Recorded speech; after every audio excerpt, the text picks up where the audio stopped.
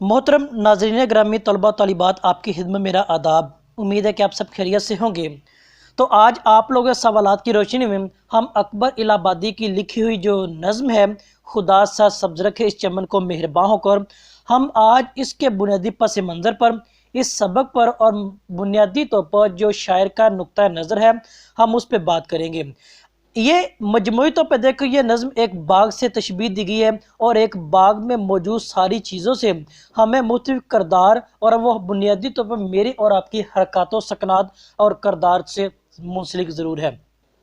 तो सबसे पहले देखें तो अगर एक बाग है तो बाग में बुनियादी तौर पर कौन सी चीज़ें होती हैं। अगर उन चीज़ों को हमने बुनियादी तौर पर समझ लिया और उन चीज़ों के करदारों पर बात कर ली, तो हमें जो शायर का जो मरकज़ी नुक्ता नज़र है, जो वो अपनी कलम के ज़रिए हमें समझाने की कोशिश करता है, वो सारी चीज़ें हमें बआसानी तरीके से समझ आ सकती हैं। अगर देखें तो बाग में बुनियादी तौर पर दरख्तों का तज़किरा हमें मिलता है, फूलों का तज़किरा मिलता है, उसमें फल होते हैं, परिंदे होते हैं, जो कि उस बाग की खूबसूरती को बनाने में अपना किरदार अदा करते हैं। इसके अलावा वहाँ पे घास है, पानी है, हशरात हैं और हवा का जो आमदो रफ्त आना और जाना, वो उस बाग की रौनक को दोबाला करने में अपना किरदार वो अदा करता है। इसके अलावा मट्टी है, फूलों से निकलने वाली खुशबू है, औस है जिसे शबनम कहते हैं, और माली का बुनियादी किरदार है जो उस बाग को संवारने में, बाग की रखवाली करने में अपना किरदार अदा करता है। अब अगला जो बुनियादी चीज़ है, इन सारी चीज़ों को सीखने के बाद हमारे पास ये चीज़ आती है कि बाग में जाता कौन है और वो क्यों जाता है। इन दोनों सवालों के जवाब पहले जानेंगे, फिर अगली बात करेंगे। यानी जाता कौन है, जारी बात है इंसान जाता है, बाग चलकर इंसान के पास हरगिज़ नहीं आता है। अब क्यों जाता है इंसान वहाँ पे? इंसान क्या करता है? पहली चीज़ वहाँ पे गौर व फिक्र करने के लिए, कुदरत के राज और बेदों को जानने के लिए।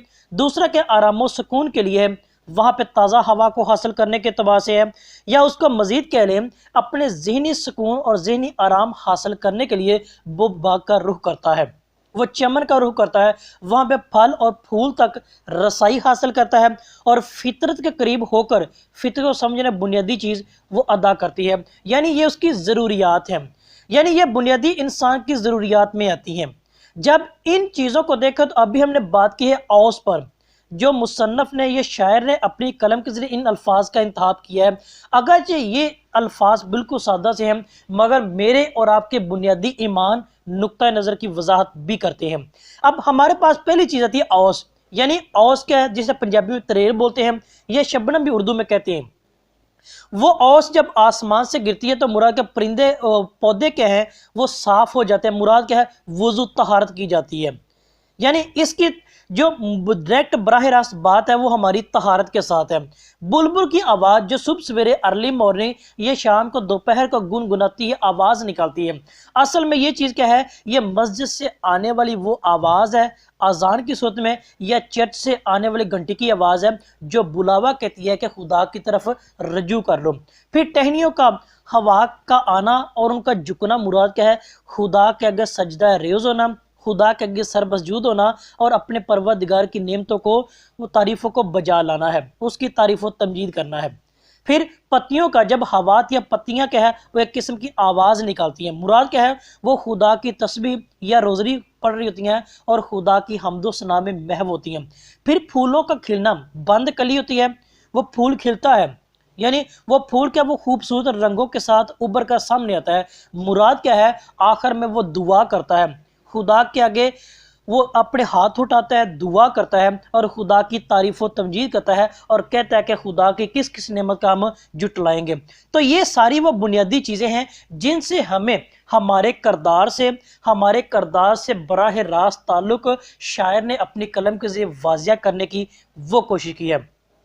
अब हम बतौर मिसाल यहाँ पे जो शायर के लिखे हुए नज़्म है उसके शेर लेंगे ताकि इस बात को मज़ीद आसान लफ्ज़ों में समझा जा सके।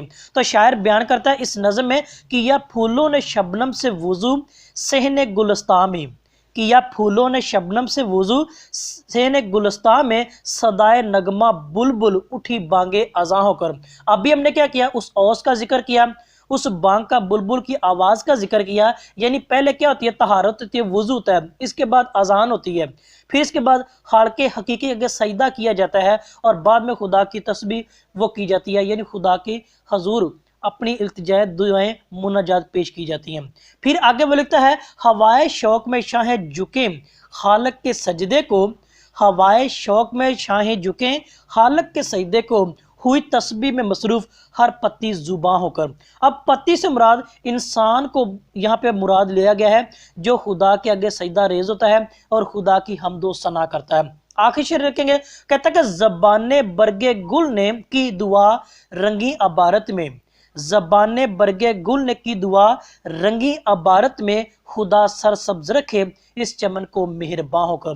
یعنی ان ساری چیزوں کو دیکھیں، ہم پتوں کو دیکھیں، درختوں کو دیکھیں، ان کے پھول کو دیکھیں، رنگوں کو دیکھو، تو اصل میں میرے اور آپ کے کردار کو واضح کرنے کی کوشش کی گئی ہے. اب مجموعی طور پر دیکھیں تو ایک ہمیں باغ کا ذکر ملا ہے، باغ چمن ہے، یعنی چمن سے مراد یعنی میں اور آپ لوگ ہیں، کیونکہ خدا کا بسیرا، خدا کی ہیکل اور خدا کی موجودگی ہمارے اندر، میرے اور آپ کے دلوں کے دھڑکن کے اندر وہ موجود ہے. باغ سے مراد میں اور آپ لوگ ہیں. پھول، پھل، پتیاں، ٹہنیاں مراد میری اور آپ کی وہ عادات کا نتیجہ ہے جو اچھا کرنے کی عوض ہمارے پاس اچھا آتا ہے اور برا کرنے کی عوض میرے اور آپ کے پاس برا آتا ہے. مالی سے مراد یعنی کل کائنات کی باغ تو میرا اور آپ کا خالق حقیقی خداوند کریم کی پاک ذات ہے.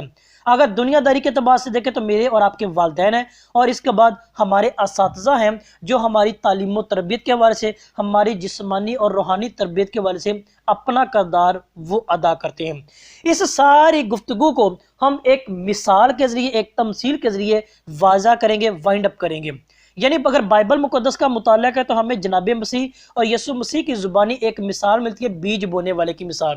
یعنی ایک بیج بونے والا بیج بونے نکلتا ہے، اور اس میں سے کچھ بیج راہ کے کنارے گرتے ہیں، کچھ پتھریلی زمین پر گرتے ہیں، کچھ جھاڑیوں میں گر جاتے ہیں، اور کچھ اچھی زمین پر گر جاتے ہیں. مراد اب جتنی بھی ہم نے باتیں کی ہیں، اب یہ ساری جو چار قسم کی جو ہمیں لوگوں کی قسمیں بیان کی گئی ہے. راہ کے کنارے سے مراد وہ لوگ ہوتے ہیں جن کے اندر ایمان تو ہوتا ہے مگر لوگوں کی سنی سنی باتوں پر وہ زیادہ یقین کرتے ہیں، اور لوگوں کی وہ باتوں کی ان کا ایمان کیا ہے وہ جلد ہی ختم ہو جاتا ہے.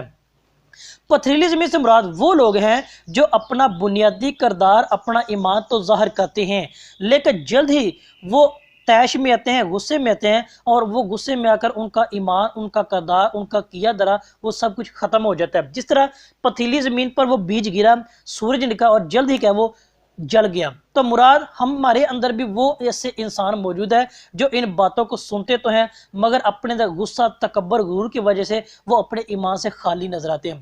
کچھ لوگ جھاڑیوں سے مراد یعنی وہ لوگ ہیں کہ جو لوگوں کا اپنے اندر ایمان رکھتے تو ہیں لیکن لوگوں کی باتوں، سنی باتوں کی وجہ سے وہ لوگوں کے باتیں اس کا ایمان کے وہ دبا کر رکھ دیتے. جس طرح وہ جھاڑیوں میں بیج گرا لیکن جھاڑیوں نے اس کو دبا لیا، اسی طرح ہمارے ہاں بھی ایسی کچھ لوگ موجود ہیں جو لوگوں کی باتوں کے انڈر پریشر میں رہتے ہیں اور اپنے ایمان، اپنے کردار سے بھی خالی نظر آتے ہیں. چوتھی قسم ہمارے پاس ہے وہ اچھی زمین کی ہے.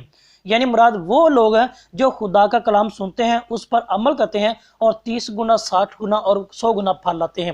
بنیادی چیز ہمارے پاس آج جو اکبر الہ آبادی کی جو نظم ہے وہ یہی چیز سکھاتی ہے کہ جس کے کان ہے وہ سن لے گا اور جس کی آنکھ ہے وہ دیکھ لے گا. بنیادی طور پر موجود طلبہ طالبات آج ہم نے اس بات کو جانا اور پہچانا ہے کہ اکبر الہ آبادی کا نقطہ نظر وہ کیا ہے اور کس طرح اس نے ہمارے ایمان کی، ہمارے عقیدے کی اور ہمارے باطن کی عکاسی کی ہے. یہاں تک کوئی سوال ہو، کوئی بات ہو، سوال کیجیے گا. اس ویڈیو کو لائک اور شیئر بھی ضرور کیجیے گا. آپ کا بہت شکریہ.